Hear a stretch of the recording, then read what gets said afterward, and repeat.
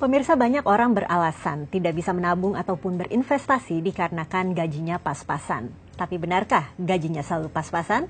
Bersama saya Chandra Dewi, Anda menyaksikan Cerdas 5 Menit. Dan di studio Metro Manulife, saya telah ditemani oleh Bapak Rusli Chan, Senior Vice President Agency dari Manulife Indonesia. Selamat pagi Pak Rusli. Selamat pagi Andra.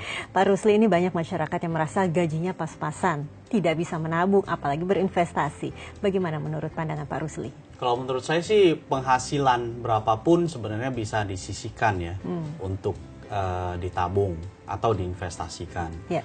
Hal pertama yang harus dilakukan sebenarnya adalah kita mereview. Kita punya kebutuhan pokok itu yang harus kita keluarkan dari gaji yang kita dapatkan itu seberapa besar. Jadi begitu kita sudah tahu pos pengeluaran kita, baru kita bisa tahu next-nya apa yang harus kita lakukan. Oke, apa yang kiranya harus dilakukan ini supaya gaji tidak sekedar numpang lewat di rekening, tapi justru bisa terus bertambah, Pak?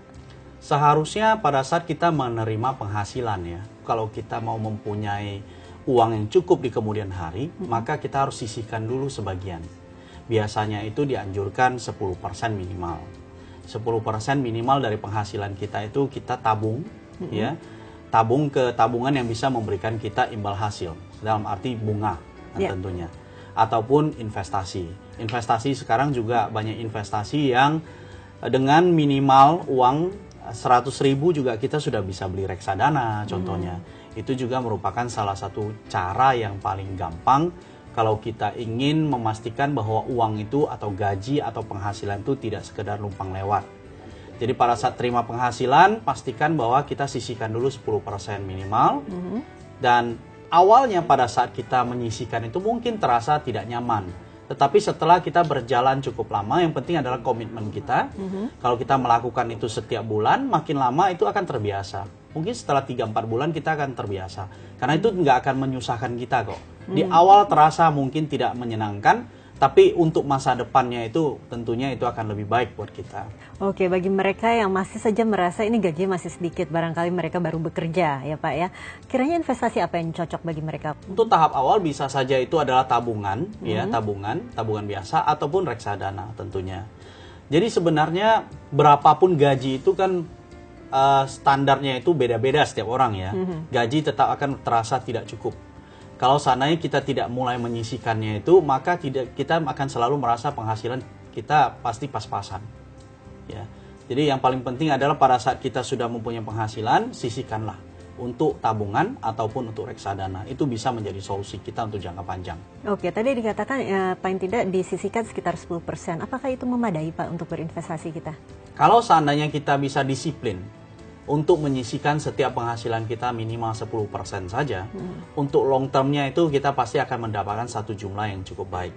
Yang penting pada saat kita sisihkan uang kita itu bukan kita sisihkan dalam bentuk kita masukkan ke celengan yang tidak bisa berkembang sama sekali uang kita. Kita harus masukkan ke dalam instrumen investasi atau tabungan yang bisa membantu kita, uang kita juga berkembang. Contohnya reksadana tadi atau tabungan dengan suku bunga yang memadai. Bagaimana dengan asuransi? Apakah mereka yang gajinya pas-pasan tetap juga harus memiliki asuransi, Pak? Kalau asuransi itu di setiap tahapan kehidupan siapapun, dia harus memiliki asuransi. Tapi tentunya asuransi itu kalau dia bekerja, dia harus menilai. Kalau dia bekerja tentunya di perusahaannya itu memberikan fasilitas asuransi. Untuk tahap awal, mungkin hal pertama yang harus dia prioritaskan adalah dia menyisihkan uangnya untuk tabungan dulu. Setelah itu dia mulai pikirkan langkah selanjutnya adalah dia sudah harus menyisihkan sebagian daripada uangnya untuk dia belikan produk investasi ataupun asuransi. Tapi tentunya produk asuransi yang dia miliki, yang dia beli dari uangnya sendiri itu harus dia nilai dan bisa untuk menutupi kekurangan asuransi yang di-cover oleh perusahaannya. Ya. Tapi jika ia tidak bekerja di sebuah perusahaan dan tidak memiliki asuransi, barangkali asuransi bisa menjadi prioritas juga ya Pak ya? Betul, tentunya tabungan yang dia sisihkan atau investasi yang dia sisihkan juga bisa dia masukkan, dia mulai berpikir untuk memiliki program asuransi untuk masa depannya. Baiklah, terima kasih Pak Rusli atas informasinya. Dan pemirsa, demikianlah Cerdas 5 Menit, Cerdas Finansial untuk episode kali ini. Saya Chandra Dewi, terima kasih dan sampai jumpa. Dipersembahkan oleh